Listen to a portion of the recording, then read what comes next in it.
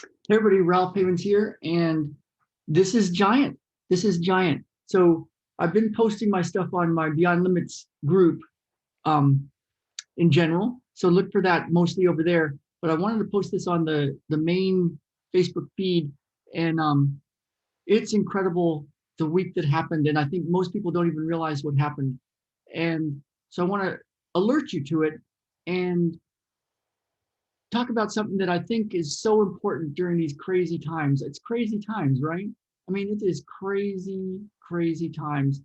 And some people are just floating through and don't have concerns about money because their jobs are safe and secure, and but they're concerned about this pandemic thing. And other people are really struggling because their actual way that they make money, that they put food on the table for their families and um and get to live with doing how they do life is threatened severely, and so there's severe anxiety right now.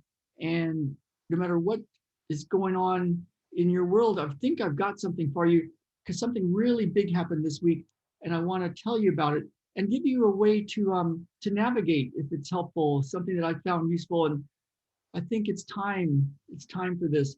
So so what happened? So, oh, how do I even tell you? Message me if you want the big details. There's something that happens when, oh, how do I tell you this? I'm just going to go ahead and say it. So one of somebody I really look up to, that other people really hate, and some people obviously look up to because he makes a lot of money, is Tony Robbins. And he posted something a while back, quite a while back, about the pandemic and scientists and what scientists were finding. And he was asking lots of questions, and he was just having people take a look and see what you find. And you might want to look at some of the scientists that around the world. And so big risk for Tony Robbins. I mean, he makes $8 billion a year. He's got a great life. He doesn't need to rock the boat. If there's big powers that be that are controlling a lot of what's going on, why would you go up against anything that's so well organized and structured with lots of influence and money? But he posted a really amazing video um, quite a few months ago, unmasking the science, just talking to scientists. And then recently he posted something got posted, and it was him talking again. And he said something that we knew in our medical freedom movement. And this might get banned because Facebook is censoring so much. They just really monitor what you say now, and you just get banned. So many Twitter accounts are gone. So many Facebook and YouTube accounts are just gone, just for talking. And I was listening to a city council meeting online in Bellingham, and a council member was just asking some questions, very, very open, honest questions.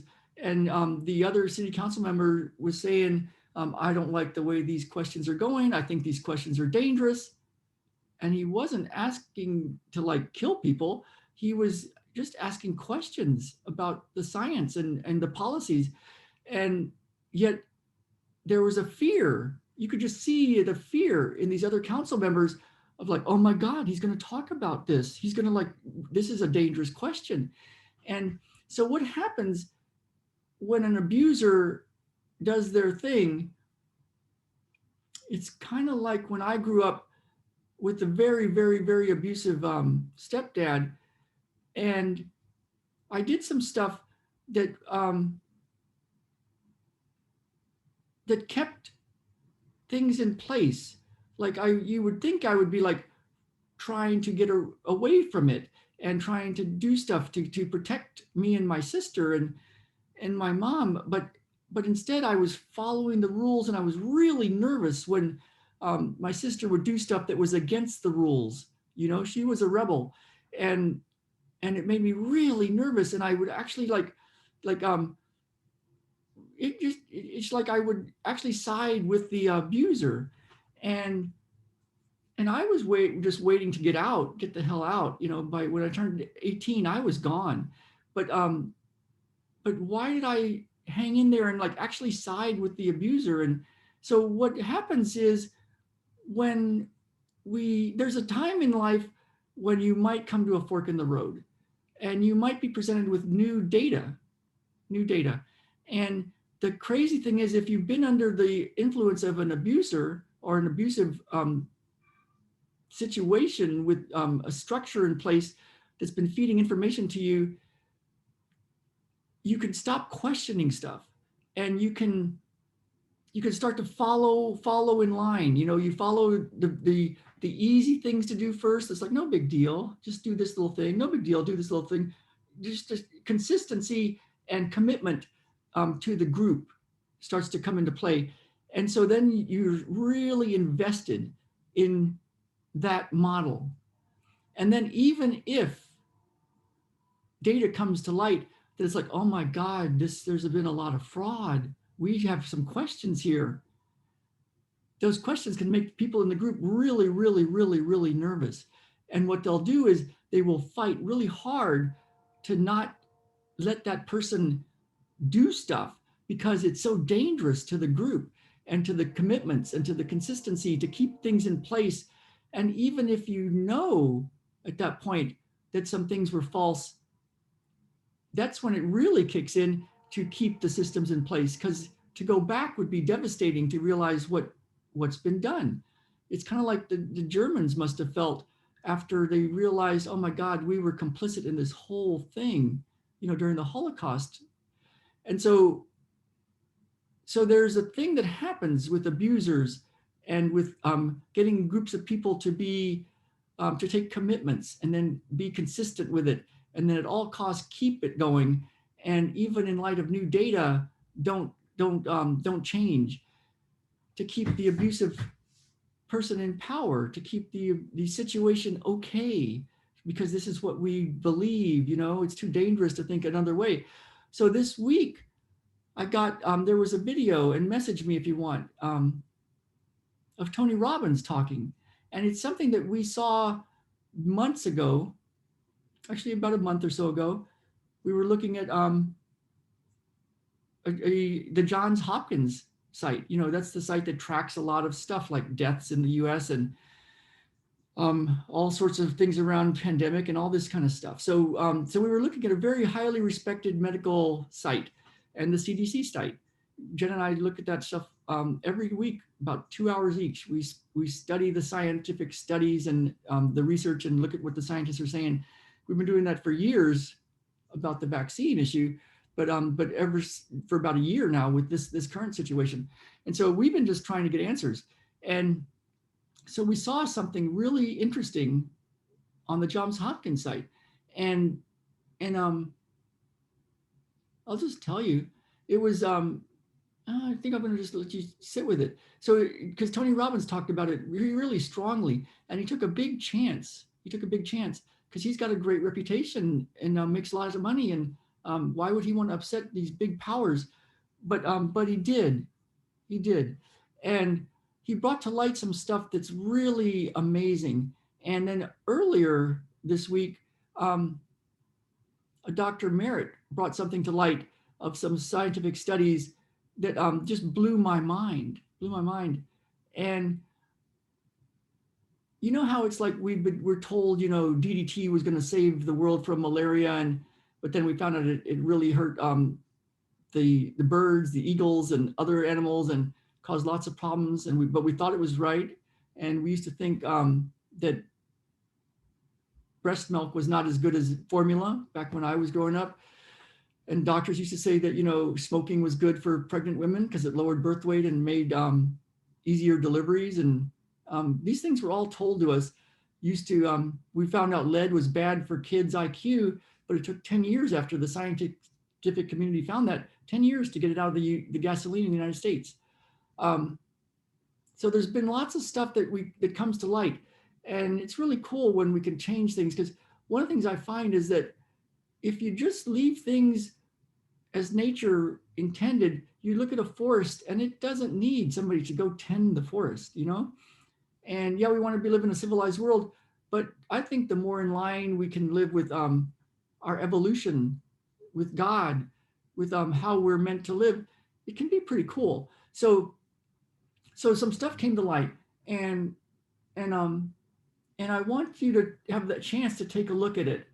And it might disturb you, and it might push some buttons, and you might not look. You might be too scared to look. That's what happens a lot of times in these situations. People don't even want to look. They don't even dare look. They'll come up with all sorts of reasons why they can't look at a certain scientific study or a Johns Hopkins site that might blow their mind. But but that's because it's so scary to go against what you've committed to and been consistent with. And so so what happens at some point? There can be something where you come to a fork in the road and you realize, you know, it's kind of like when you're going through, like, say you're going through the ranks of the military or something, or like my friend who was a police officer said that he was told he couldn't be promoted, and the guy said, the reason I can't promote you is because I don't have any dirt on you. And what he meant was the other guys that got promoted had done something under command that was immoral and illegal and hurtful. And then they got promoted. And so at that point, if they ever stepped out of line, they could be blackmailed. And so my friend didn't do that. And so he didn't advance through the ranks. He stayed at the level of being a regular officer, not going through the ranks to be somebody. And so sometimes you don't even know you came through a decision in the road, but you have, and you can tell by what you do, and you can feel it in your heart when you do something that's in line with your heart and with good, and you can tell when you're like compromised big, and you just kind of just follow along, you know, to do what you need to do, to make the money, to be okay, just do what you're told, that sort of thing.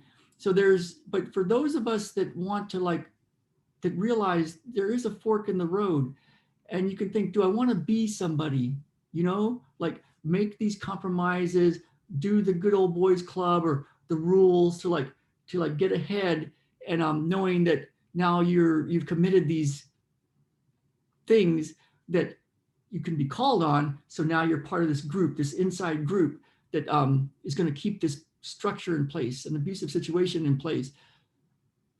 Or do you want to be somebody? Or do you want to do something? Do you really want to do something where your life matters? Where your life matters. And how do you know what that is? You know, right? You know. So you don't have to make that decision, but it is being made for you by your actions. And so Tony Robbins stepped up big time this week, and he told it like it is. And let me know, message me, and I will send you that video.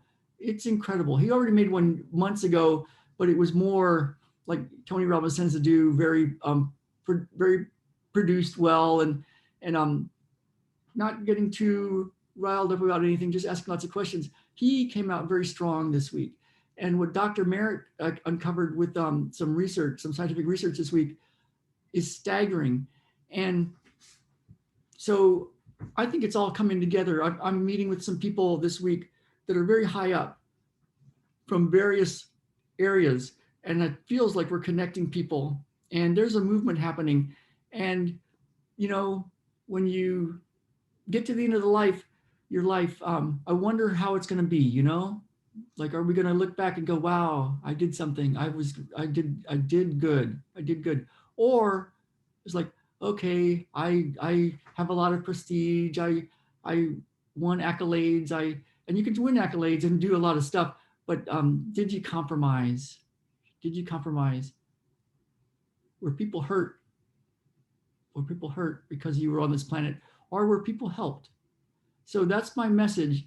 And message me, because I will send you the links. It's actually on, I posted on my Beyond Limits group.